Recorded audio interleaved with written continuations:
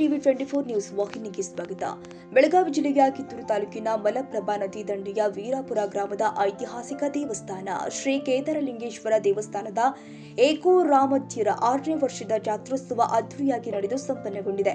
ಈ ಜಾತ್ರೋತ್ಸವದ ಕಾರ್ಯಕ್ರಮವನ್ನು ಕೇದಾರ ಪೀಠದ ಶಾಖಾ ಮಠಗಳು ಆದ ಮುತ್ನಾಳ್, ಬೆಟಸೂರ ಹಾಗೂ ವೀರಾಪುರ ಗ್ರಾಮಗಳ ಶಾಖಾ ಮಠದ ಪೀಠಾಧ್ಯಕ್ಷರು ಆದ ಶ್ರೀ ಶಿವಾನಂದ ಶಿವಾಚಾರ್ಯರು ದಿವ್ಯ ಸಾನ್ನಿಧ್ಯ ವಹಿಸಿದ್ರು. ಪೂಜ್ಯ ದೇವರ ಶಿಗ್ಗಿಹಳ್ಳಿ ಮಡಿವಾಳೇಶ್ವರ ಮಠದ ಶ್ರೀಗಳು, ಕುಲವಳ್ಳಿ ಯೋಗಾಶ್ರಮದ ಓಂ ಗುರುಜಿ ಹಾಗೂ ತುರುಮುರಿ ಶಾಂತಯ್ಯ ಸ್ವಾಮಿಗಳು ಹಾಗೂ ವೀರಾಪುರ ಗ್ರಾಮದ ಸಿದ್ದರಾಮಯ್ಯ ಹಿರೇಮಠ ವಹಿಸಿದ್ರು. ಮುಖ್ಯ ಅತಿಥಿಗಳಾಗಿ ಮಾಜಿ ಶಾಸಕ ಮಹಂತೇಶ ದೊಡ್ಡಗೌಡರು, ಕಾಂಗ್ರೆಸ್ ಮುಖಂಡರು ಆದ ಶ್ರೀ ಶಂಕರ್ ಹೊಳಿ, ಬಸನಗೌಡ ಸಿದ್ದರಾಮಣಿ, ಕಿತ್ತೂರು ಸಿಪಿಐ ಶಿವಾನಂದ ಗುಡನಗಟ್ಟಿ, ರೈತ ಮುಖಂಡ ಬಸವರಾಜ್ ಮುಕಾಶಿ, ಹಿರಿಯ ಶಿಕ್ಷಕ ಡಾಕ್ಟರ್ ಶೇಖರ್ ಹಲಸಗಿ, ಗ್ರಾಮ ಪಂಚಾಯಿತಿ ಅಧ್ಯಕ್ಷ ಅಲಿಸಾಬ್ ತಳಗಡೆ ಹಾಗೂ ಕೇದಾರಲಿಂಗೇಶ್ವರ ದೇವಸ್ಥಾನದ ಅಧ್ಯಕ್ಷ ಫಕೀರ್ಗೌಡ ಪಾಟೀಲ್, ಹಿರಿಯ ಶಿಕ್ಷಕ ರುದ್ರಗೌಡ ನಂದಿಹಳ್ಳಿ, ಚನ್ನಬಸಯ್ಯ ಗುಂಡಕಲ್, ಜಾತ್ರಾ ಕಮಿಟಿ ಉಪಾಧ್ಯಕ್ಷ ಉತ್ತಮ ಅಂಬಡಗಟ್ಟಿ, ಆರಾಧಕರು ಬಸವರಾಜ್ ಹಿರೇಮಠ, ಅಡಿವೆಪ್ಪ ತಳವಾರ ಸೇರಿ ಹಲವಾರು ಗಣ್ಯರ ಸಮ್ಮುಖದಲ್ಲಿ ಈ ಜಾತ್ರೋತ್ಸವ ಉದ್ಘಾಟನೆಗೊಂಡಿದೆ. ಇದೇ ಸಂದರ್ಭದಲ್ಲಿ ರೇಣುಕಾಚಾರ್ಯರ ಜಯಂತಿಯನ್ನ ರೇಣುಕಾಚಾರ್ಯರ ಭಾವಚಿತ್ರಕ್ಕೆ ಪೂಜೆ ಸಲ್ಲಿಸುವ ಮೂಲಕ ಆಚರಣೆ ಮಾಡಲಾಗಿದೆ.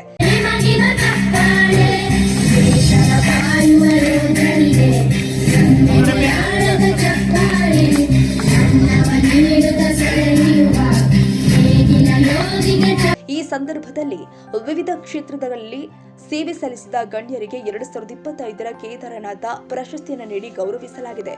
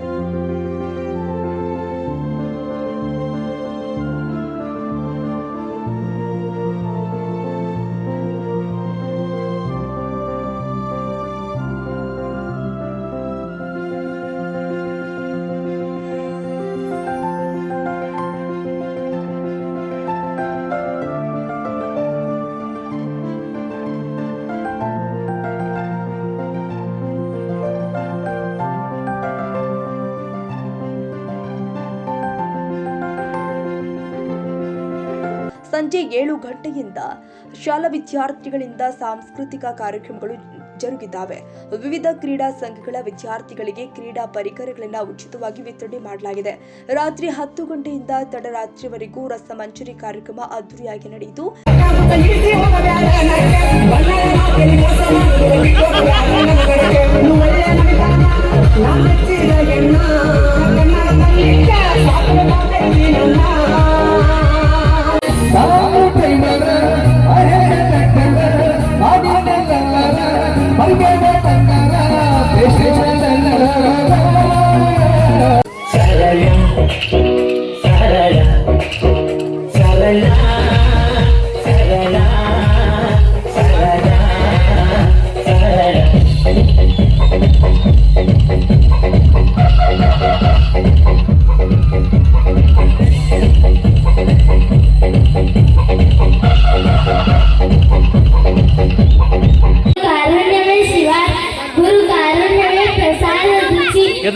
ಗುರು ಹಿಂದೆಲಿಂಗ ಕೂಡ ಸಂಗಮದೇವ, ಎನಗಿಂತ ಕಿರಿಯರಿಲ್ಲ, ಭಕ್ತರಿಗಿಂತ ಹಿರಿಯರಿಲ್ಲ. ನಿಮ್ಮ ಸಂದರ್ಭದಲ್ಲಿ ಮಾತನಾಡಿದ ಜಾತ್ರೋತ್ಸವ ಸಮಿತಿ ಅಧ್ಯಕ್ಷರು ಆದ ಪತ್ರಕರ್ತ ಹಾಗೂ ಹೋರಾಟಗಾರ ಬಸವರಾಜ್, ಈ ಜಾತ್ರಾ ವಿಶೇಷತೆ ಬಗ್ಗೆ ಭರ್ಜರಿಯಾಗಿ ಮಾತನಾಡಿದರು.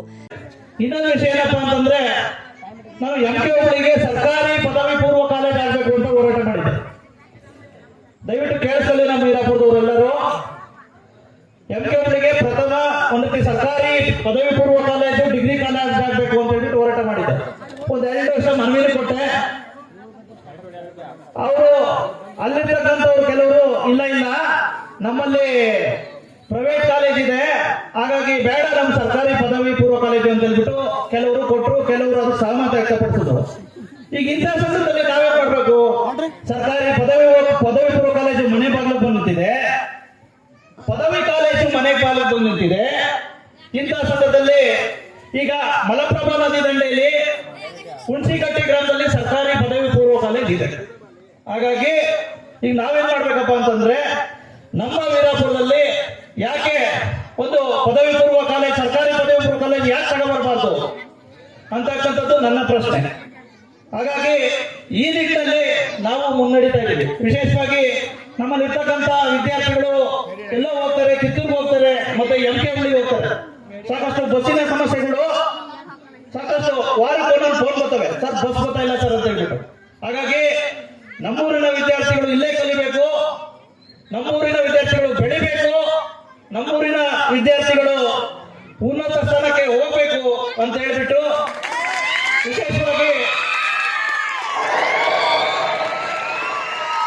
ವಿಶೇಷವಾಗಿ ನಾನು ಈಗ ಆಲ್ರೆಡಿ ಚಿಂತನೆ ನಡೆಸಿದ್ದೀನಿ. ಮುಂಬರ್ತಕ್ಕಂಥ ದಿನಗಳಲ್ಲಿ ಏನು ಯಾವ ರೀತಿ ಪ್ರತ್ಯೇಕ ಗ್ರಾಮ ಪಂಚಾಯತಿ ಯಾವ ರೀತಿ ಹೋರಾಟ ಮಾಡುತ್ತೋ ಅದೇ ತೆರನಾದ ಹೋರಾಟಗಳನ್ನ ಮಾಡಿ ಇನ್ನ ಕೆಲವೇ 5 ವರ್ಷಗಳಲ್ಲಿ ನಮಗೆ ಸರ್ಕಾರಿ ಪದವಿ ಪೂರ್ವ ಕಾಲೇಜು ಮಾಡಿಕೊಳ್ಳಿಕ್ಕೆ ದಯವಿಟ್ಟು ಈ ಒಂದು ಹೋರಾಟಕ್ಕೆ ಎಲ್ಲರೂ ಸಹ ಸಾಥ್ ಕೊಡಬೇಕು. ಈ ನಿಟ್ಟಿನಲ್ಲಿ ನಾನು ಪ್ರಾಮಾಣಿಕವಾಗಿ ಹೋರಾಟ ಮಾಡ್ತೀನಿ ಅಂತ ಹೇಳ್ಬಿಟ್ಟು ಈ ಸಂದರ್ಭದಲ್ಲಿ ನಾನು ಮನವಿ ಮಾಡ್ಕೊಳ್ತೇನೆ. ಮತ್ತೆ ವಿಶೇಷವಾಗಿ ರೈತಾಪಿ ವರ್ಗಕ್ಕೆ ಮಲಪ್ರಭಾ ನದಿ ಕಡಕುಂಬಿ ಹುಟ್ಟುತ್ತೆ, ಹೊರಟೋಗುತ್ತೆ. MK ಹುಬ್ಳಿ ಬಂದಿಗೆ ಸಾಕಷ್ಟು ಹೆಲ್ಪ್ ಆಗ್ತೈತೆ, ಮತ್ತೆ ಈ ಕಡೆ ಹಿರೇಕೆರಳಿಂದ ಆ ಕಡೆ ಜನಕ್ಕೆ ಹೆಲ್ಪ್ ಆಗ್ತೈತೆ. ನಮ್ಮ ವೀರಾಪುರಗೆ ಯಾವುದೇ ರೀತಿ ನೀರಾವರಿ ಇಲ್ಲ, ಮತ್ತೆ ಸಾಕಷ್ಟು ವೀರಾಪುರಗಳಿಗೆ ಏನೂ ಇಲ್ಲ. ಹಾಗಾಗಿ ನಂದು ಏನಪ್ಪಾ ಅಂದ್ರೆ ಮೊದಲಿಂದಲೂ ಒಂದ್ ರೀತಿ ವೀರಾಪುರದಿಂದ ಕ್ಯಾರ್ಕೊಪ್ಪಗೆ ಒಂದು ಚೆಕ್ ಡ್ಯಾಮ್ ಮಾಡ್ಕೊಂಡ್ರೆ ಸಣ್ಣ ನೀರಾವರಿ ಇಲಾಖೆಯಿಂದ ಅಲ್ಲಿ ನೀರಾವರಿ ಒಂದ್ ರೀತಿ ನೀರು ನಿಲ್ಗಡೆ ಆಗುತ್ತೆ.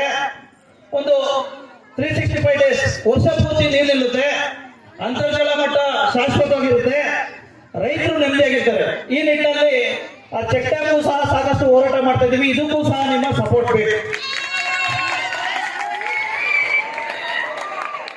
ಬಂಧುಗಳೇ, ಸಾಕಷ್ಟು ಒಂದು ರೀತಿ ಇಷ್ಟು ಸಾಕಷ್ಟು ಸಮಯದ ಅಭಾವ ಇದೆ. ಈ ಎಲ್ಲ ಹೋರಾಟಗಳಿಗೆ ನೀವೆಲ್ಲ ಸಾಥ್ ಕೊಡ್ತೀರಾ ಅಂತ ನಿರೀಕ್ಷಣೆ ಮಾಡ್ತಾ ಈಗ ಒಂದು ಸಣ್ಣ ಪತ್ರಿಕೆ ಇದ್ವಿ. ಈಗ ಒಂದು 7 ಡಿಸ್ಟ್ರಿಕ್ಟ್ ಅಲ್ಲಿ ಸಾಕಷ್ಟು ಪ್ರಭಾವಿಯಾಗಿ ಕೆಲಸ ಮಾಡ್ತಾ ಇದ್ದೀವಿ.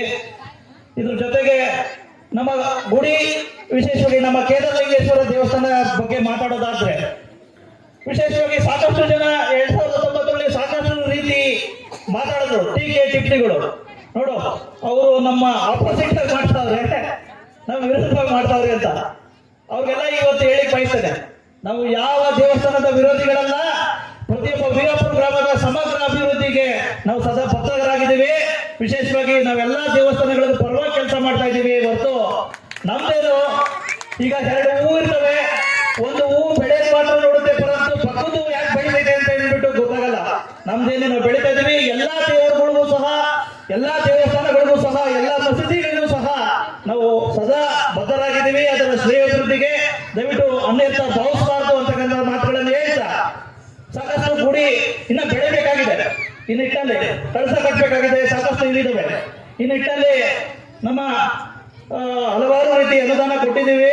ಹಾಗಾಗಿ ಅನುದಾನಗಳನ್ನ ದಯವಿಟ್ಟು ಕೊಡ್ಬೇಕಾಗಿ ವಿನಂತಿಸ್ಕೊಳ್ತೀನಿ ಅಂತ ಮಾತುಗಳನ್ನು ಹೇಳ್ತಾ, ಇನ್ನು ಕೆಲವೇ ದಿನಗಳಲ್ಲಿ ಮೈಸೂರಿಗೆ ಒಂದ್ ರೀತಿ ತಾಲೂಕು ಮಟ್ಟದ ಒಂದ್ ರೀತಿ ಸ್ಪೋರ್ಟ್ಸ್ ಆಗ್ತಾ ಇದೆ. ಈ ನಿಟ್ಟಿನಲ್ಲಿ ಎಲ್ಲರಿಗೂ ಸಹ ಮನವಿ ಮಾಡ್ತಾ ಇದ್ದೇನೆ, ಸಾಕಷ್ಟು ಅದನ್ನ ಯಶಸ್ವಿಯಾಗಿ ಅದನ್ನ ಶ್ರಮಿಸಬೇಕಾಗಿದೆ, ಯಶಸ್ವಿಯಾಗಿ ಪೂರೈಸಬೇಕಾಗಿದೆ.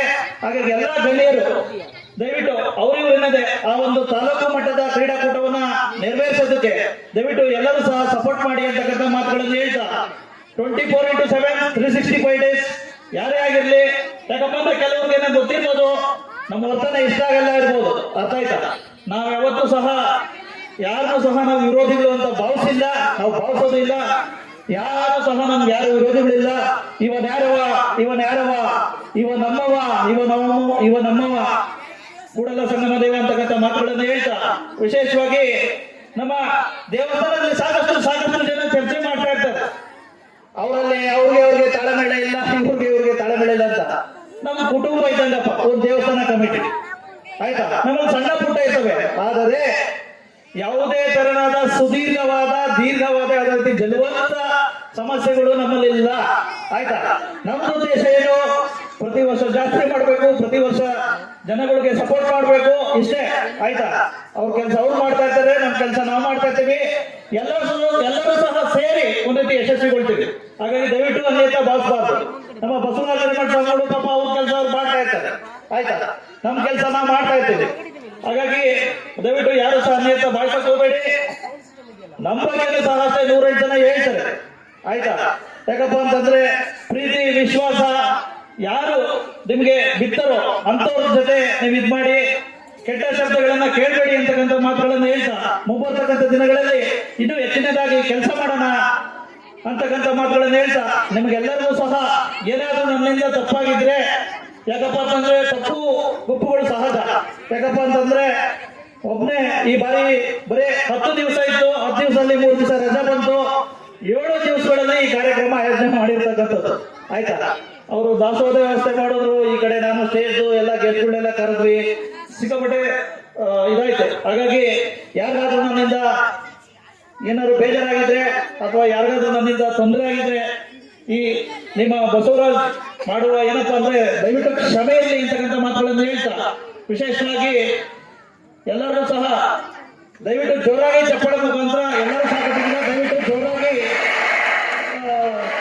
ನಿಮ್ಗೆಲ್ಲರೂ ಸಹ ಧನ್ಯವಾದಗಳು ಅಂತಕ್ಕಂಥ ಮಾತುಗಳನ್ನು ಹೇಳ್ತಾ, ಈಗ ಪೂಜ್ಯ ದಿವ್ಯ ಸಾನ್ನಿಧ್ಯ ವಹಿಸಿರ್ತಕ್ಕಂಥ ಸಿದ್ದರಾಮಯ್ಯ ಹಿರೇಮಠ ಸ್ವಾಮಿಗಳ ಮಾತುಗಳನ್ನು ಕೇಳಿ ನೆಕ್ಸ್ಟ್ ರಸಮಂಜರಿ ಕಾರ್ಯಕ್ರಮ ಸ್ಟಾರ್ಟ್ ಆಗುತ್ತೆ.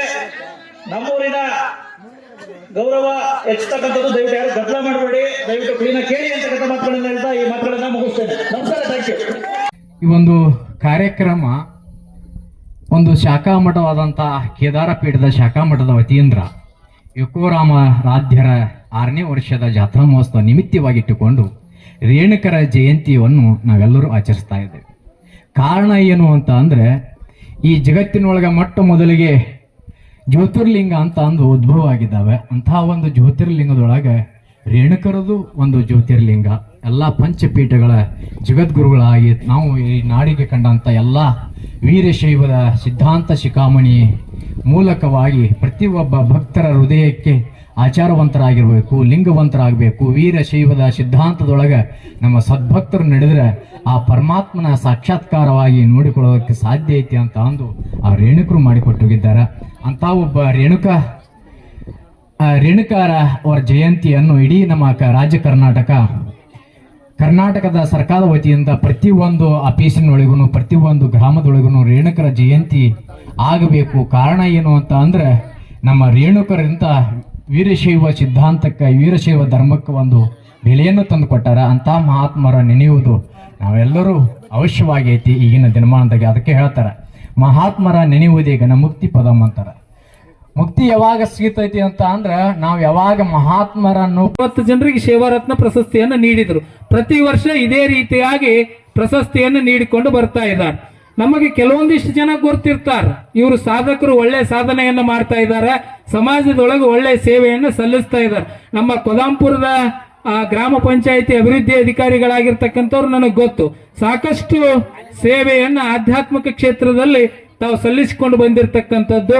ಹಾಗೆ ಗುರುತಿಸಿಕೊಂಡಿರ್ತಕ್ಕಂಥವ್ರು ನಾವಲಗಟ್ಟಿ ಮೊಕಾಶಿ ಅವರು ಕೆಲವೊಂದಿಷ್ಟು ಜನರಿಗೆ ಗೊತ್ತು. ಆದ್ರೆ ಕೆಲವೊಂದಿಷ್ಟು ಜನರ ಸೇವೆ ಅದು ಮೂಲೆಯಲ್ಲಿ ಮರೆಮಾಚ್ತಾ ಇತ್ತು. ಅಂತಹ ಸೇವೆಗಳನ್ನ ಕಂಡು ಹಿಡಿದುಕೊಂಡು ಅವರು ಇವತ್ತೇನ್ ಮಾಡ್ತಾ ಇದ್ದಾರೆ, ಸಮಾಜದಲ್ಲಿ ಆ ಸೇವೆಗಳನ್ನ ಎತ್ತಿ ಹಿಡಿಯುವಂತ ಕಾರ್ಯವನ್ನು ಮಾಡ್ತಾ ಇದ್ದಾರೆ.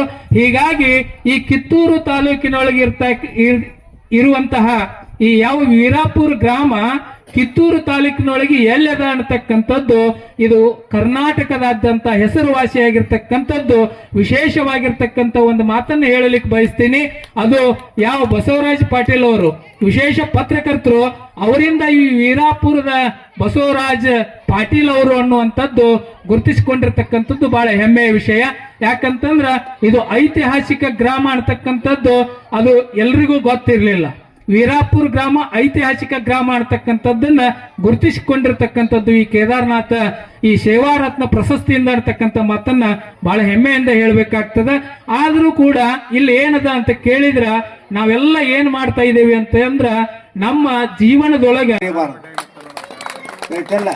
ಅವರ ಒಂದು ಆಶೀರ್ವಾದ, ಅವರು ಮನಪೂರ್ವಕವಾಗಿ ಊರಿಗೆ ಬಂದ ಆಶೀರ್ವಾದ ಮಾಡಿ ಇನ್ನೆಲ್ಲ ಬೆಳ್ಕೋತ ಹೋಗ್ಲಿ ಅಂತ ಆಶೀರ್ವದಿಸಿರ್ತಕ್ಕಂಥ ಪೂಜ್ಯರಿಗೆ ಮತ್ತೊಮ್ಮೆ ನಮನಗಳನ್ನು ನಾನು ಸಮರ್ಪಿಸಿ ಈ ಒಂದು ಸಂದರ್ಭದೊಳಗೆ ಇನ್ನು ಸಂಜೆ 5 ಗಂಟೆಗೆಲ್ಲ ಕಾರ್ಯಕ್ರಮ ಇದೆ. 6 ಗಂಟೆ ಮಟ ನಾವು ಮಾತಾಡ್ತೇವೆ. ಇನ್ನು ಡ್ಯಾನ್ಸರ್ ಬರೋ ಮಟ ನಾವು ಮಾತಾಡ್ತೇವೆ. ಯಾಕಂತಂದ್ರೆ ಇನ್ನು ಕಾರ್ಯಕ್ರಮ ಸಾಯಂಕಾಲ 5-6ರಿಂದ 6 ಗಂಟೆ. ಮತ್ತು ಈಗಾಗಲೇ ಹೊತ್ತಾಗೈತೆ. ನೀವು ಅಷ್ಟು ಎದ್ದು ಹೋಗ್ಬೇಕಾರೆ ಖಾಲಿ ಕುರ್ಚಿ ಅಟ್ಟ ಕಾಣ್ಬೇಕು. ನಾ ಮಾತಾಡ್ಬೇಕಾದ್ರೆ ನೀವು ಅಷ್ಟು ಮಂದಿ ಎದ್ದ ಹೋಗ್ಬೇಕು. ಅನ್ನುವರೆಗೆ ನಾವು ಸಾಟ್ಲಿ ಬಿಡೋದಿಲ್ಲ.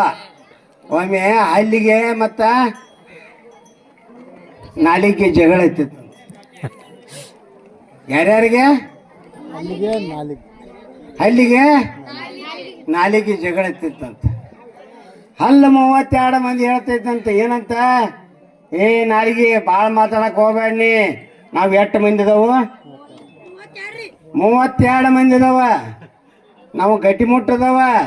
ನಾವು ಏನು ಬೇಕಾದರೂ ಮಾಡ್ಬೋದಂತ ಹೇಳ್ತಂತ. ಅವಾಗ ನಾಲಿಗೆ ಹೇಳ್ತಂತ, ನೀವು 32 ಮಂದಿ ಬೇಕಾದಷ್ಟು ಗಟ್ಟಿರ್ಬೋದು. ಅದಕ್ಕೆ ಈಗ ಹಳ್ಳ್ಯಾಗ ಒಂದು ಮಾತಾಡ್ತಾರಲ್ಲ, ನೋಡ ಒಂದು ಮಾತಿ ಉದುರಿಸ್ನಿ ಅಂದ್ರೆ 32 ಹಲ್ಲು ಉದುರ್ತಾವ ನೋಡಿನು ಅಂತ ಹಂಗೆ ನನ್ನ ನಾಲಿಗೆ ಒಳಗಾಟ ಶಕ್ತಿ ಐತೆ. ನಾ ಒಂದು ಮಾತು ಹೇಳಿಬಿಟ್ರೆ ಸಾಕ, ಬೇಕಾದ ಹಾಕೈತಿ. ನೀ ಎಚ್ಚರಾಗಿರಂತ ನಾಲಿಗೆ ಯಾರಿಗೆ ಹೇಳ್ತದ? ಅದಕ್ಕೆ ನಾಲಿಗೆ ಒಳ್ಳೆಯದಾದರೆ ನಾಡೆಲ್ಲ ಒಳ್ಳೆಯದು. ಅದಕ್ಕೆ ನಾವೆಲ್ಲರೂ ಏನಂತ ಹುಡುಗರಿಗೆ ಹೌದಣ್ಣ. ಅದಕ್ಕೆ ಬರ್ತದೆ, ಮತ್ತೊಂದು ದಿವಸ ಹಳಿಯಾಳದ್ ಬರ್ತದೆ, ಇನ್ನೊಂದು ದಿವಸ ಧಾರವಾಡದ ಬರ್ತದೆ, ಮತ್ತೊಂದು ಹೀಗೆ ಬೇರೆ ಬೇರೆ ತಾಲೂಕು ಜಿಲ್ಲೆ ವ್ಯಾಪ್ತಿಯನ್ನ ಮೀರಿ ಕೆಲಸ ಮಾಡ್ತಕ್ಕಂಥದ್ದು. ನಾನು ಒಂದು 2-3 ಸಲ ಅವ್ರಿಗೆ ವಾರ್ನಿಂಗ್ ಮಾಡಿದೆ. ನೀನು ಬೈಕಲ್ಲಿ ಓಡಾಡ್ತೀಯಾ, ಇಂಥ ಒಂದು ಏನು ವಿರೂಪವಾಗಿರ್ತಕ್ಕಂಥ ಸುದ್ದಿಯನ್ನು ಮಾಡೋದ್ರಿಂದ ಜನ ವಿರೋಧ ಆಗ್ತಾರೆ. ನಿನಗೆ ಯಾರಾದರೂ ಆಪತ್ತನ್ನು ತಂದು ಒಡ್ಬಹುದು. ಯಾಕ್ರಿ ನೀವೆಲ್ಲ ಇಷ್ಟ್ಯಾಕೋ ಮೈ ಮೇಲೆ ಹಾಕೊಂಡು ಹೋರಾಟ ಮಾಡ್ತೀವಿ ಬಸವರಾಜ್ ಅಂತ ಕೇಳಿದೆ ನಾನು ಅವ್ರಿಗೆ.